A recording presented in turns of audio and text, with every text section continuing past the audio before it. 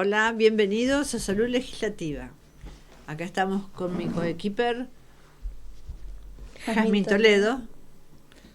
Yo soy Miriam Jovenich. Y nuestro invitado de hoy es el licenciado Nahuel Monzón. Muchas gracias por la invitación. No, faltaba más.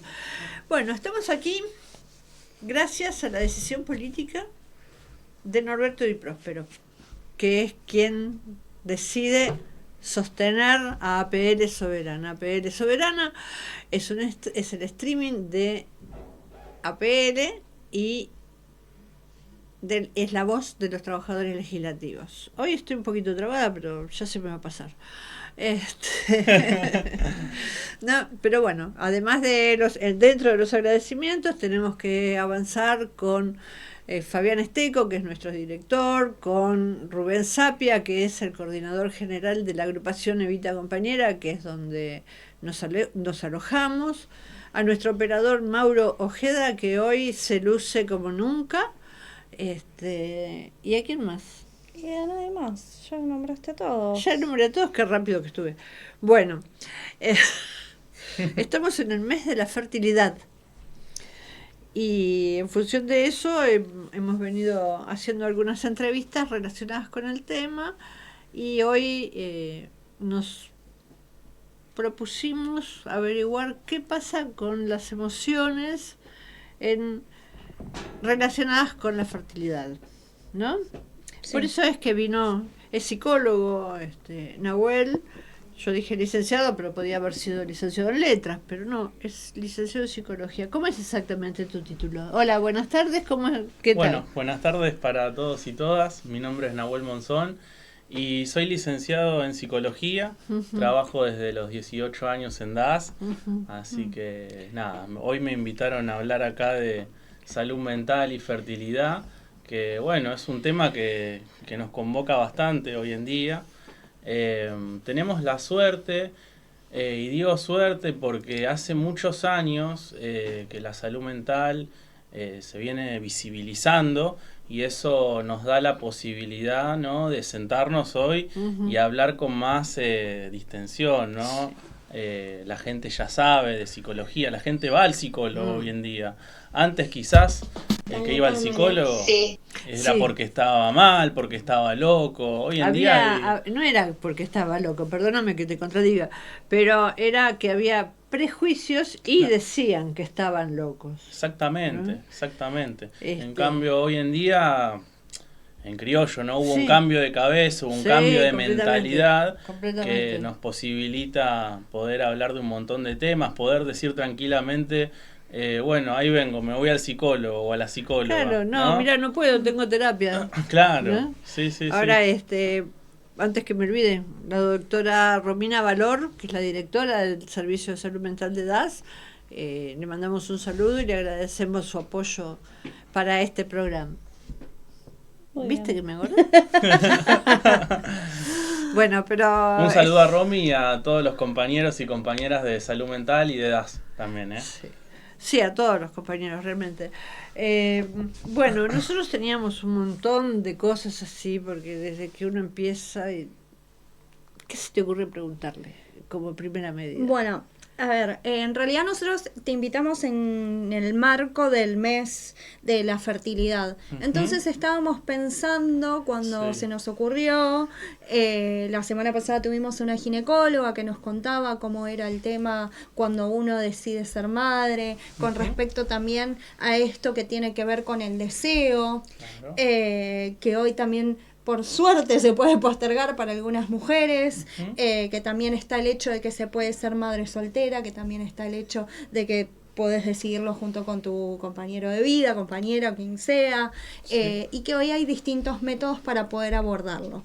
Entre eso nosotros habíamos dicho, bueno, también invitemos a un psicólogo a ver que nos dé también su mirada, que igualmente es bastante subjetiva con respecto a lo que tiene que ver justamente con lo que es la maternidad o paternidad, cual fuera el caso. Bueno, habiendo dicho esto, en realidad una de las primeras preguntas era, desde tu mirada, ¿Cómo es importante pensar esto con respecto a los cuerpos, a la subjetividad, con respecto a esto de la maternidad? Que nos cuentes un poco cómo se aborda también, vos, bueno, acabas de contar que sos psicólogo, cómo se aborda esto desde un espacio analítico también. Bueno, hiciste una introducción muy larga, perdón. Bastante en lo cierto, ¿no? A ver, ¿no? Está mal solamente hablar de un cuerpo. Claro. Eso en ciencia, y no solo en psicología, es hacer reduccionismo. Mirá lo que voy a citar. Voy a citar a René Descartes, que es un filósofo del siglo XVII y es uno de los antecedentes de la psicología, ¿no? Y él propone dividir la sustancia material, que es el cuerpo, de la sustancia de la mente. Claro. Res cogito, res extensa. Y en esa dualidad cartesiana, él ya plantea las bases de una psicología. Después, bueno, hace 50 años la Organización Mundial de la Salud se copia de Descartes y dice, bueno, la salud es un estado de bienestar biopsicosocial, ¿no? Y eso invita a las diferentes ciencias a poder participar y a poder abrir un poco más el panorama. Pero bueno, respondiendo un poco a la pregunta, ¿no? Enfocarse solo en el cuerpo es hacer reduccionismo. Sí. ¿Por qué? Porque en realidad no estamos hablando solo de un cuerpo. Estamos hablando, como bien dijiste vos, de una persona, de una pareja, de una familia que quiere concebir y que hay un obstáculo. Y no sabemos si es de origen orgánico o de origen subjetivo. Y ahí ya empezamos a abrir el panorama, ¿no? Porque, a ver, si es orgánico, hacemos referencia a justamente a algo biológico que pone un límite. Pero si es a nivel subjetivo, ¿cómo lo empezamos a plantear? ¿No? ¿Qué pasa en esa persona? ¿Qué pasa en esa pareja? ¿Qué pasa en esa familia? Y ahí empezamos a dar como una entidad a la subjetividad, empezamos a repensar al sujeto, empezamos a justamente a volver a Descartes. Claro. A volver a Descartes, a volver a la fuente, ¿no? ¿Qué piensan ustedes? No, incluso estaba dentro de la descripción de que a quien compromete, también tenemos el entorno social, no solamente la familia, no solamente la pareja, claro, sino que hay un montón de otros elementos que también influyen. Obvio. ¿No? Porque de alguna manera creo yo que en algún momento cuando se pone más complejo el tema, cuando empiezan con, por ejemplo, ¿cómo es el deseo en ese caso, ¿no? El deseo de proponer una mirada respecto de paternar o maternar. Esta cosa. Pero bueno, cómo se plantea, cómo se encamina, ¿no? Cómo se toman las decisiones. Claro. ¿No? Desde el deseo, básicamente. Sí, debería ser. Bueno, pero no siempre. Perdón, es que tengo una hermana psicoanalista, entonces. No, es súper interesante. Bueno, justamente el deseo sí, es algo central dentro de todo este tema, ¿no? Porque nosotros imaginemos esta situación de justamente esa persona, esa pareja, esa familia que quiere concebir y no puede, que quiere, o sea que desea, hay un deseo ahí.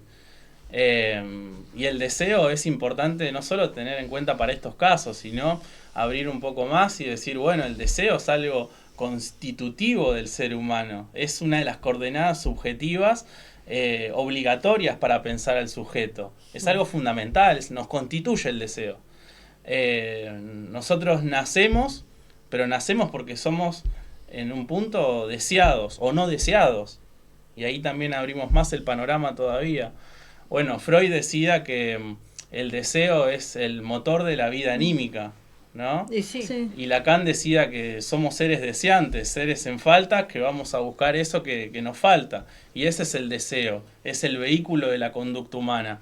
Y bueno, lo que pasa justamente en estas personas, en estas familias, en estas parejas, es que hay un deseo, un deseo muy grande que está obstaculizado, ¿no? Y cuando se obstaculiza puede venir el conflicto, puede venir el miedo, las ansiedades, la angustia. Bueno, Claro. recién igual mencionaste una frase de Lacan y esto también me abría un poco el panorama de decir, bueno, ¿qué pasa con eso, justamente con esos deseos? Ujú. Y que por ahí no hay tanto deseo de maternidad, sino que a veces te lo impone la sociedad, de que a Ujú. cierta edad uno debe ser padre, madre. Sí, Como que hay también algo impuesto, con respecto a lo que el otro día hablábamos con la doctora, con respecto al reloj biológico, que hoy por suerte existen otras maneras de maternar que se puede justamente hacerlo como más adelante si uno tiene deseo justamente de hacer otra cosa de su vida, si querés primero recibirte, querés Claro. disfrutar un poco más de la pareja o de lo que sea, Ujú. y si no, poder pensarlo también de otra manera. Bueno, con respecto a tu mirada, vos cómo... Bueno, vamos a retomar algunas cosas que trajiste. Trajiste a Lacan, Sí. bien. Trajiste a los mandatos sociales. Viste, También ya te nombraste... vi. No, está bien, está bien. Voy haciendo como el rejunte. Y nombraste el reloj biológico. Mm, Así que vamos a armar algo con eso. Bueno, Lacan decía en relación a la relación con los mandatos sociales que el deseo es el deseo del otro. O sea, quizás, no sé, esa persona no es que tiene un deseo propio de ser padre, madre, sino que es algo que se le impone la familia o la sociedad. Eh, y bueno, con el deseo se juega todo ese interjuego, ¿no? Que a veces el deseo no es consciente, es algo quizás inconsciente, que es algo capaz que no es propio, que es algo que te lo imponen. Y ahí se empieza a abrir como un panorama mucho más grande, ¿no? Claro. Eh, La batalla entre el mandato y el deseo, ahí nos estamos planteando. claro, sí, el versus, ¿viste? Ujú. Entonces, bueno, se juega todo un interjuego, una lucha de conflictos, de tensiones, de es mi deseo, no es mi deseo, es lo que yo quiero, no es lo que yo quiero.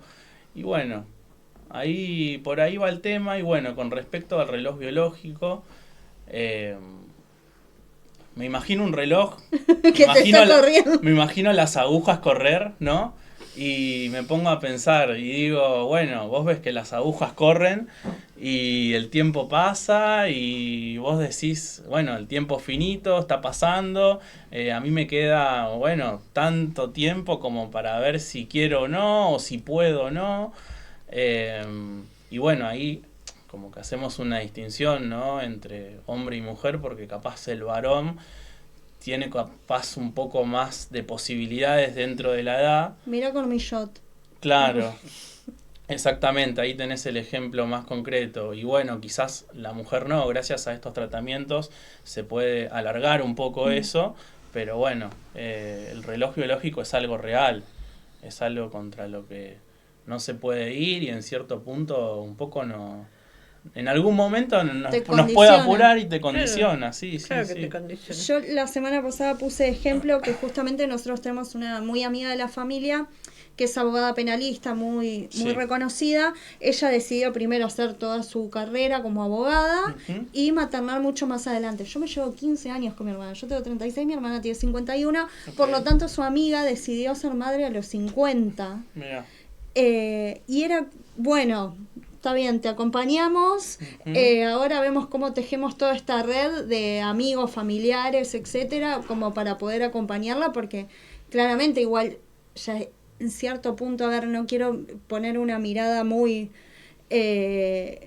prejuiciosa, pero no dejas de ser grande igualmente. Ujú. Y a mí me parecía re loco como esto de que ella hablaba de con tanto deseo de tener esa nena, de tener esa hija hoy que la tiene Belinda, que es hermosa, que nos parecía como una locura, que en otro momento nos hubiese parecido impensado que alguien podía ser madre a los 50 años. Claro.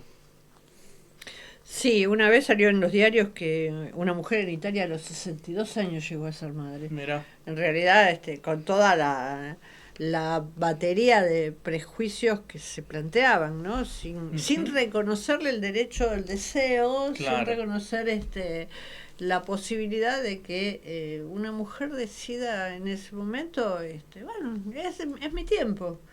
No conocemos la historia previa. A lo mejor, no sé, más allá de la carrera, hay gente que perdió un hijo a los 20 años o perdió un embarazo a los 20 años y tardó 40 en elaborar como para poder, o 30, o como para poder volver a maternar. Entonces hay un montón de desconocimiento y de falta de criterio en cuanto a los prejuicios y este tipo de cosas.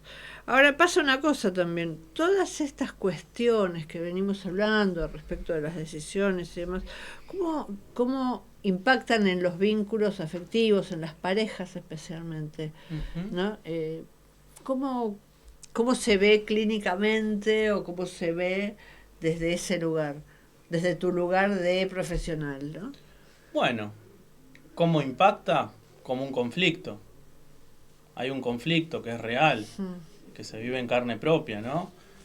Justamente el otro día estaba leyendo un libro que, muy bueno, lo recomiendo, se llama Más crianza, menos terapia, de Luciano Lutero, un psicoanalista argentino, muy moderno. Pasamos de Descartes y de Freud a Lutero, que es actual. Así que bueno, hacemos un poco de todo, ¿no? Y él decía que las relaciones humanas implican conflictividad. Y que poder superar esos conflictos es lo que nos transforma, ¿no? Él ponía el ejemplo de una pareja que está en la etapa del enamoramiento. Y bueno, él decía, es una etapa hermosa, muy linda, todo muy lindo, pero tienen su primera discusión. Y esa primera discusión pone a prueba a la pareja. Y lo importante es qué pasa después de esa discusión. Pueden volver a hablar, se aceptan sus diferencias. Dice, che, perdóname, está todo bien, está todo mal. Y bueno, poder aceptar esas diferencias, poder superar ese conflicto es lo que realmente hace superar, digamos, estas barreras, ¿no? Es lo que realmente pone a prueba a la pareja. Y qué sé yo, me acuerdo también de una frase del indio, como decía, que hablaba de que es imposible, como decía, la vida no se puede... bueno, me la olvidé, pero hablaba de que la vida no tiene sentido matando tiempo a lo bobo, algo así hablaba, decía, ¿no? Y con esto no es una necesidad de hacer como apología al conflicto, ¿no? Porque no está bueno vivir enquilombado. Pero con esto quiero transmitir como que la salud mental no es que no haya conflicto, sino en poder superarlos y que eso te transforme. Claro, porque por ejemplo, después de la primera pelea, yo creo, a lo mejor estoy equivocada, no soy nada no tengo conocimientos, pero se me hace que superar la primera pelea también es reconocer de que los conflictos pueden aparecer en cualquier momento y que no va a ser la única en la vida. Claro. ¿No? Porque tengo la teoría, por observaciones, que el primer año de convivencia es el año más conflictivo, porque vienen de dos culturas diferentes. Convivencia puede ser dos amigas, una pareja, etcétera. No sé, yo estoy acostumbrada a poner esto así, la otra persona está acostumbrada a poner esto otro así, claro. Y hasta que se llega a un acuerdo, que no necesariamente tiene que ser el punto medio, pero sí un acuerdo, claro. Pasa un año, ¿no? Y a partir de ahí es como que uno podría trabajar desde otro lugar. Ahora, ¿qué pasa cuando el inicio de la fertilidad o de los tratamientos de fertilidad aparecen cuando hay algún tipo de desencuentro o qué pasa dificultad, ¿no? O frustración, ¿no? Entonces, bueno, también ahí hay un campo tremendo como para poder ver. Sí. ¿No? Sí, sí, sí. Me acordé de la frase, la vida sin problemas es matar el tiempo a lo bobo. Claro, ahí va. totalmente. Y bueno, disculpa, No, está siguiéndote con lo que estábamos hablando, sí, ahí aparece el conflicto, aparecen las consultas. Creo que lo más sano es acudir a consulta. Bueno, de hecho hay una ley, que es la ley de reproducción médicamente asistida, que lo que permite es que toda persona tenga acceso libre, gratuito e inclusivo a todos estos tratamientos, ¿no? Pero bueno, claramente implica conflicto y en ese conflicto deviene la angustia, devienen los miedos, la culpa, Claro. las preguntas. ¿Qué pasa? ¿Soy yo? ¿Sos vos? ¿Es mi cuerpo? ¿Es tu cuerpo? Claro, ¿qué pasa con esa identidad que tenía esa cuestión deseante con un proyecto tan importante para su vida cuando de repente se vuelve como algo incierto, ¿no? Claro, bueno, ahí aparece la incertidumbre, ¿no? Porque mientras sabemos, está todo bien. Porque el saber qué va a pasar y que pase eso te tranquiliza, te ordena en algún punto. Pero cuando no sabes, ahí empieza la incertidumbre, el temblequeo, las ansiedades, ¿no? Y sobre todo la caída de esa identificación de ser padre o madre, como que empieza a temblequear, empieza a peligrar el proyecto. Sí, y mientras te escuchaba me aparecía la palabra desconfianza, Sí. ¿no? Desconfianza de que, no sé, que el tratamiento puede fracasar, de que a lo mejor no es el momento, no sé si acompañada a la duda, pero me aparecía eso insistentemente cuando ibas contestando la última pregunta. Pero bueno, por ahí es una percepción que no tiene nada que ver, pero creo que tiene que ver el tema también de la autoconfianza, de la confianza mutua y de la desconfianza, o sea, como los 3 grados de caminar. Claro, sí, sí, porque uno en la certeza capaz confía más y cuando empieza la incertidumbre empieza como a desconfiar, ¿no? Empieza a llenarse de dudas, a tener preguntas, a cuestionarse, pero no a cuestionarse en un sentido filosófico, sino a cuestionarse para mal, Claro, ¿no? claro, porque, no sé, las dudas desde lo personal hasta lo institucional, o sea, decir, no sé, ¿servirá este lugar donde voy, este médico o este profesional o no sé, el que me teje la batita? Pero, no, pero bueno, a lo que voy es a que a la entrega de los pacientes, porque estoy hablando en plural, puedo hablar en singular también, porque hay personas que quieren maternar y no tener una pareja, o van y buscan en un banco de espermas la inseminación. Claro. Está bien dicho, inseminación, sí. Sí. Entonces, por eso es que yo te lo preguntaba. Sí, ¿No? sí, sí, sí. Bueno, uno uno desconfía, ¿no? Va por la vida desconfiando, porque si sos muy confianzudo, sobre todo acá en Argentina, chao. Así que está bueno lo que traes. Pero bueno, no, si uno va a una de estas instituciones, claramente busca cierta seguridad y todas estas instituciones están totalmente preparadas para alojar todas estas demandas de estas personas y estas familias. Sí, de hecho, DAS tiene, no me acuerdo, son 2 o 3 instituciones. 3 instituciones que están dedicadas al tema fertilidad específicamente, o sea que es de entender, y se da por sobreentendido, de que si DAS tiene alguna institución como prestadora es porque es confiable. Entonces también tenemos que resaltar que DAS en ese campo no nos abandona, no nos deja sueltos a nuestra buena de Dios, pero nos pasa con todas las prestaciones que yo tuve conocimiento o cercanía, de encontrarme con que la cartilla es muy buena. La vez pasada siempre lo contamos, ¿no? Que buscamos una hematóloga, ¿no? porque estábamos en la semana que tenía que ver con alguna enfermedad del tema, y dimos con una persona que es jefa de servicio de un hospital, ¿no? Y de investigación. Y de dentro investigación, dentro del país. O sea, estamos hablando de los profesionales que nos está ofreciendo la DAS. Claro. Entonces, bueno, caramba, llegar a DAS y decir, bueno, necesito una consulta con alguien como para poder tener, no sé, algún tipo de derivación o algo parecido. ¿Cómo es el tema ahí con el tema de salud mental? Llegan, se pide un turno, ¿no? Claro, sí. Bueno, con el tema de salud mental en DAS, hay una prestadora que es MHM, que bueno, en el caso de que algún afiliado o afiliada quiera consultar, nosotros les brindamos los números de contacto para que se comuniquen.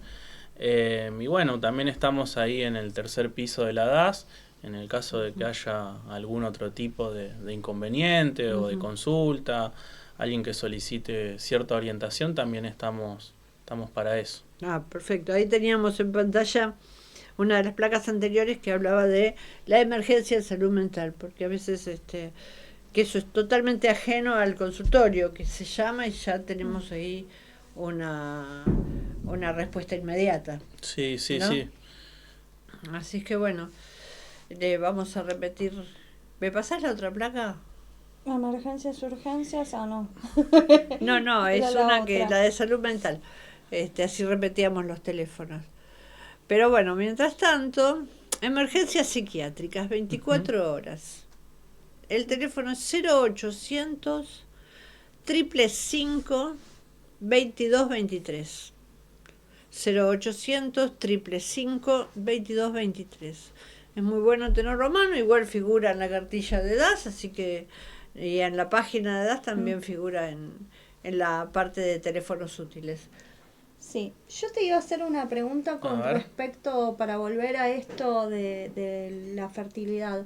¿Qué pasa cuando por ahí no se puede llegar a este deseo? ¿Cómo llegamos a esto cuando ya hay que empezar a duelarlo? Bueno, interesante la pregunta, ¿no? Hablas de un duelo. Y sí, hay un duelo. Hay un duelo porque hay una pérdida. Una pérdida que no es solo desde el aspecto físico, sino desde el aspecto subjetivo, ¿no? Porque cuando justamente hay una persona o pareja que quiere concebir y no puede, el hecho de querer concebir, ya hay expectativas puestas en un supuesto hijo o hija imaginario que va a venir en un futuro. Uno ya pone expectativas en eso, pone deseo, hay planificación, hay un plan, hay un proyecto, ya hay como un antecedente de ese futuro hijo o hija. Y el hecho de no poder implica una pérdida. De hecho, hay personas que capaz que deciden, bueno, queremos ser padres, alguna pareja, ¿no? Y todos esos meses que van pasando y que no pueden, capaz lo viven como una pérdida. Y cada mes es un duelo más. Y todos esos duelos son duelos que quizás son silenciosos, ¿no? Porque nadie los ve, nadie habla de eso. Capaz que la pareja va hablando de eso y no lo dice. Y bueno, qué importante, ¿no? Poder tramitar todos esos duelos que capaz que no salen a la luz o capaz sí. Quizá el primer duelo es descubrir que necesitan asistencia para poder concebir. Sí, ¿no? Sí. A partir de ahí empezamos a encontrar primero las postergaciones, el decir no, esto no puede ser, después las primeras consultas. Es un camino largo, bastante pedregoso. Sí, bueno, de hecho, las personas menores a 35 años tienen que pasar 12 meses de tener relaciones sexuales regulares para poder solicitar este tratamiento. Y las personas mayores a 35 son 6 meses. Así que ese lapso de tiempo se da para poder iniciar el tratamiento. Salvo en los casos de decisión uniparental, por ejemplo. Exactamente, esa es la excepción. Mira, hablamos de duelo y me acordé de una frase de un psicoanalista que decía A que ver. justamente por ahí uno en un duelo vuelve a revivir muchos duelos anteriores. Que largo igual también es el camino cuando uno quiere concebir y quizás no lo puede hacer. Ujú, Que sí. también se vuelve a repetir esto como un cierto patrón de volver a repetir los duelos anteriores que vuelven justamente a digamos, al último. Sí. Interesante esto que traes, porque sí, o sea... Te dije, tengo una hermana psicoanalista. Bueno, un saludo para tu hermana que es psicoanalista. La licenciada Eh, Silvana Toledo, a lo mejor la conoces. No la conozco, pero bueno, un saludo para Silvana, que trae, de alguna manera, trae todas estas cosas a través de Seguro. vos las traes. Y sí, pueden ser que tenga que ver con pérdidas que quizás no son actuales o no son solo actuales, sino también que vienen del pasado. Hay un psicoanalista que decía que todo encuentro es un reencuentro, ¿no? Haciendo referencia a esto, ¿no? Que cuando alguien se encuentra con algo que es significativamente en la actualidad, tiene que ver con algo que ya estaba de antes. Pero sí, muy, muy interesante lo que trajiste Bueno, de la muchas pérdida y de la repetición, ¿no? Mm. De la repetición también, otro término muy, muy psicoanalítico.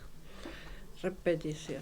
Ahora, Sí, porque yo cuando Miriam se quiso comunicar que estábamos buscando a ver quién podía venir, A ver. me dijo, es psicoanalista. Y yo enseguida ahí enganché, dije, esta la tengo.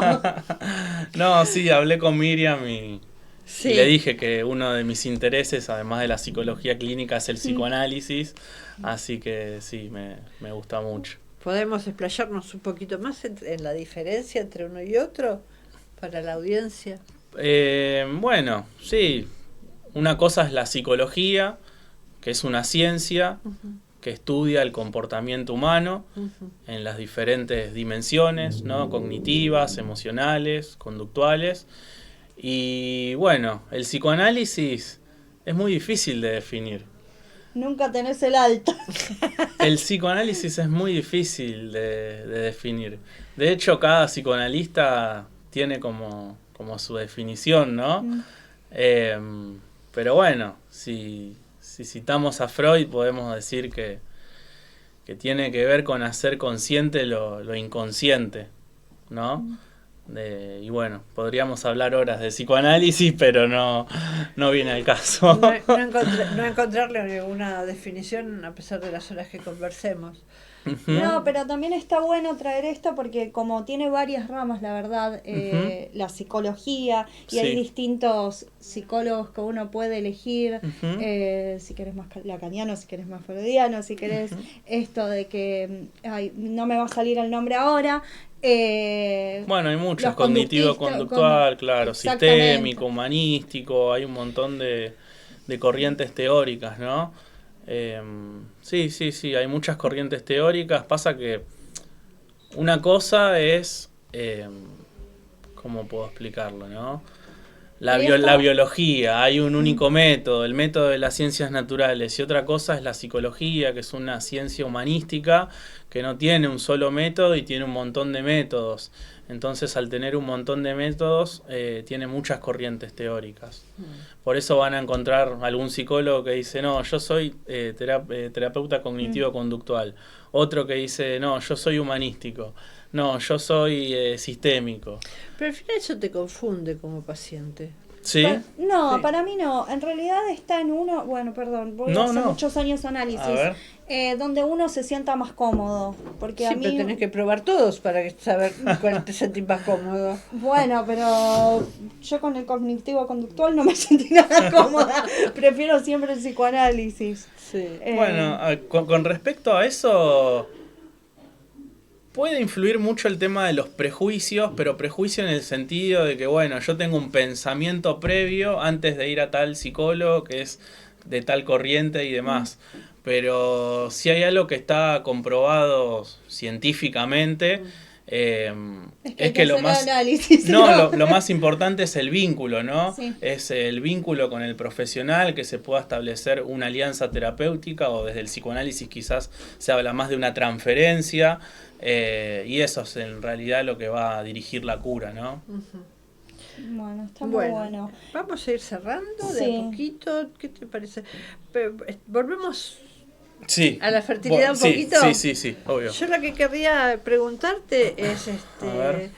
¿qué puede aportar el psicoanálisis a quienes están atravesando estas preguntas, estas incertidumbres en torno a la fertilidad que veníamos mencionando? Bueno, hay un concepto clínico, si se quiere decir, que es el de alojar, ¿no?